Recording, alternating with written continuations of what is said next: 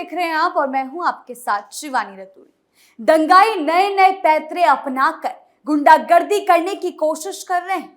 Mafia आम जनता को डराकर धमकाकर अपना डर कायम करना चाहते हैं। लेकिन आज जिस हिसाब से क्राइम रेट में गिरावट आई, जो आंकड़े सामने आते हैं वो ये दिखाते हैं कि कैसे गुंडागर्दी खत्म हो रही है और अपराधियों के हौसले पस्त हो रहे हैं।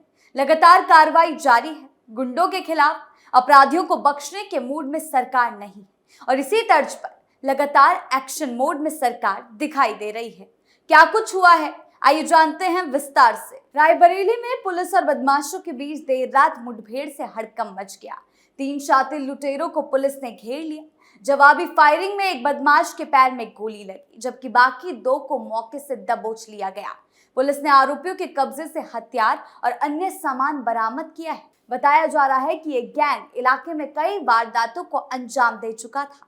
फिलहाल घायल बदमाश को अस्पताल में भर्ती कराया गया और पुलिस पूरे नेटवर्क की जांच में जुट गई है। दनादन चली गोलियां।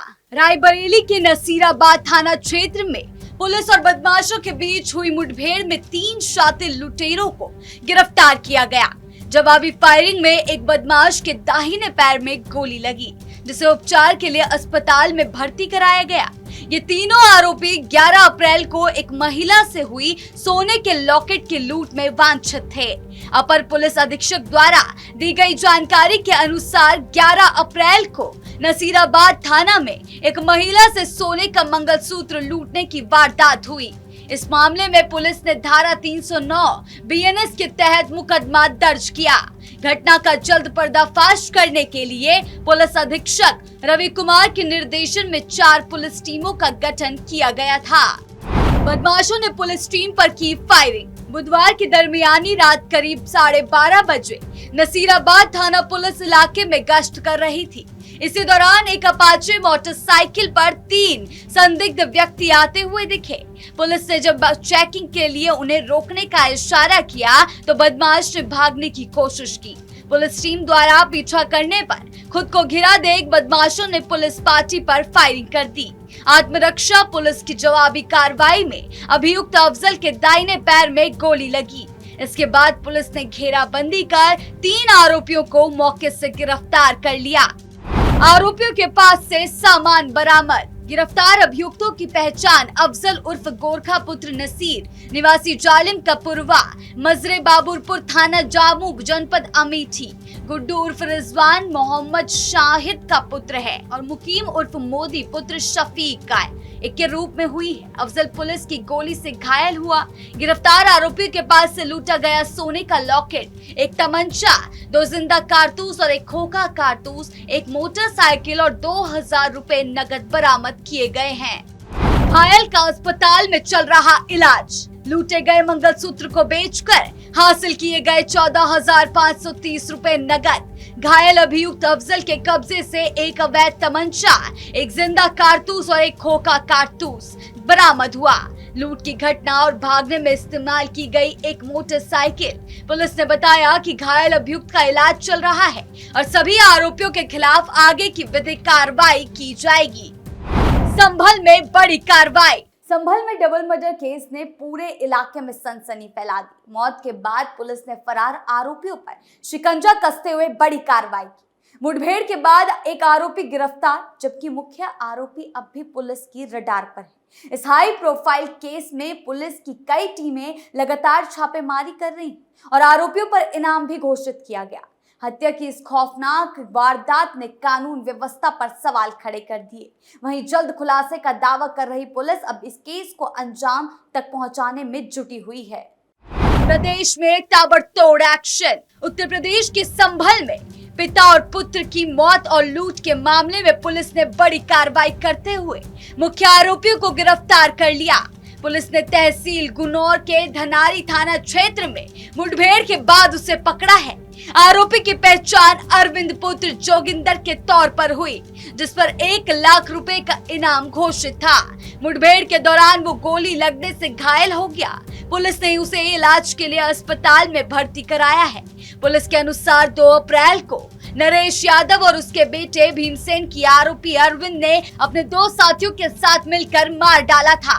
आरोपियों ने पिकअप गाड़ी बुक कराने के बहाने बुलाया था उन्हें। इसके बाद आरोपियों ने गाड़ी लूट ली और उसी रात दोनों की मौत और हत्या कर शवों को शामली जिले में फेंक दिया। इस मामले में लापता होने के बाद पुलिस ने जांच शुरू की थी। बाद में शामली के जंगल से दोनों के शव बरामद हुए। पुलिस पहले ही एक आरोपी को गिरफ्तार कर चुकी है, जबकि एक अन्य आरोपी अभी भी फरार बताया जा रहा है। पुलिस ने बताया कि संभल के क्षेत्र में पुलिस ने चेकिंग के दौरान एक बाइक सवार संदिग्ध को रोकने की कोशिश की, लेकिन बाइक सवार गाड़ी छोड़कर भागने लगा। पुलिस ने उसका पीछा किया तो आरोपी ने टीम पर फायरिंग कर दी। जवाबी कार्रवाई में आरोपी के दोनों पैर में गोली लग गई, जिसके बाद पुलिस ने उसे गिरफ्तार कर लिया और इलाज के लिए अस्पताल में भर्ती कराया। पुलिस ने आरोपी के कब्जे से एक मोटरसाइकिल और तमंचा भी बरामद किया है। अब फरार आरोपी की तलाश में पुलिस जुटी हुई है। उत्तर प्रदेश में पिछले कुछ सालों में पुलिस एनकाउंटर यानी कि मुठभेड़ एक बड़ा चर्चा का विषय रहा है। 2017 के बाद से राज्य में अपराध के खिलाफ सख्त कार्रवाई पर जोर दिया गया।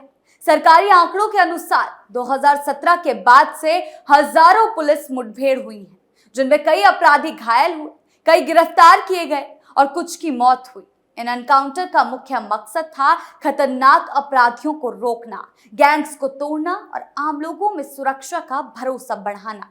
सरकार और पुलिस का कहना है कि इन सख्त कदमों की वजह से अपराध में कमी आई है, जैसे डकैती, लूट, मौत और गैंगस्टर एक्ट के मामलों में गिरावट देखने को मिली। पुलिस ने कई बड़े अपराधियों और गैंग लीडरों को पकड़ा या उनके नेटवर्क को खत्म किया। इससे अपराधियों में डर का माहौल बना और कई अपराधियों ने खुद ही आत्मसमर्पण किया यानी कि सरेंडर किया। आम जनता के बीच ये संदेश गया कि कानून तोड़ने वालों के खिलाफ तुरंत और कड़ी कार्रवाई होगी। हालांकि एनकाउंटर को लेकर विवाद भी कम नहीं हुए। कुछ नेशनल ह्यूमन राइट्स कमीशन जैसे संगठनों और मानव अधिकार कार्यकर्ताओं ने सवाल उठाए कि क्या सभी मुठभेड़ पूरी तरह प्रक्रिया के तहत हुई।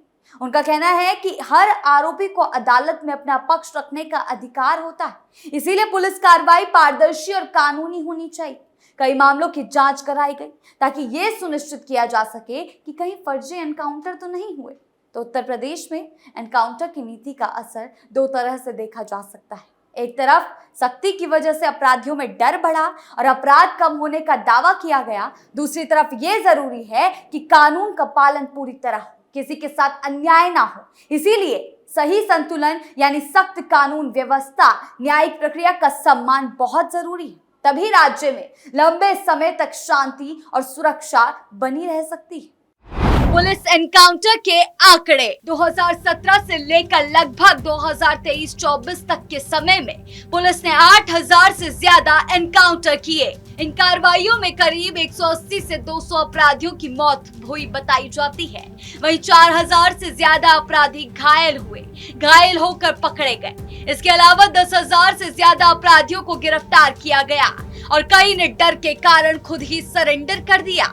योगी आदित्यनाथ सरकार का कहना है कि इन सख्त कदमों का असर ये हुआ कि संगठित अपराध, गैंगस्टर गतिविधियां और बड़े अपराधों में कमी आई है। पुलिस के अनुसार कई कुख्यात अपराधियों को, गैंग्स को खत्म किया गया और अपराधियों के बीच कानून का डर बढ़ा। तो हजारों एनकाउंटर में कुछ 100 अपराधियों की मौत हुई और हजारों घायल हुए या गिरफ्तार हुए। सरकार इसे अपराध कम करने की रणनीति मानती है, जबकि कुछ लोग इस पर सवाल उठाकर इसे मुद्दा आज भी बनाने की कोशिश करते हैं और ये मुद्दा आज भी चर्चा का विषय बना रहता है।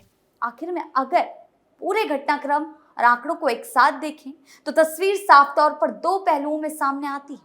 एक तरफ योगी आदित्यनाथ सरकार की सख्त नीति और लगातार एक्शन के चलते अपराधियों पर दबाव बढ़ा है। रायबरेली और संभल जैसी ताजा घटनाएं दिखाती है कि पुलिस अब तेजी से प्रतिक्रिया दे रही है, एक्शन ले रही है, बदमाशों को मौके पर घेर रही है और कानून के दायरे में लाकर कार्रवाई कर रही है। एनकाउंटर के आंकड़े हजारों मुठभेड़, सैकड़ों अपराधियों की मौत और हजारों घायल या गिरफ्तार इस बात का संकेत देते हैं कि अपराध के खिलाफ एक आक्रामक रणनीति अपनाई गई है, जिससे कई जगहों पर अपराधियों के हौसले कमजोर पड़े और आम लोगों में सुरक्षा का भरोसा बढ़ा है।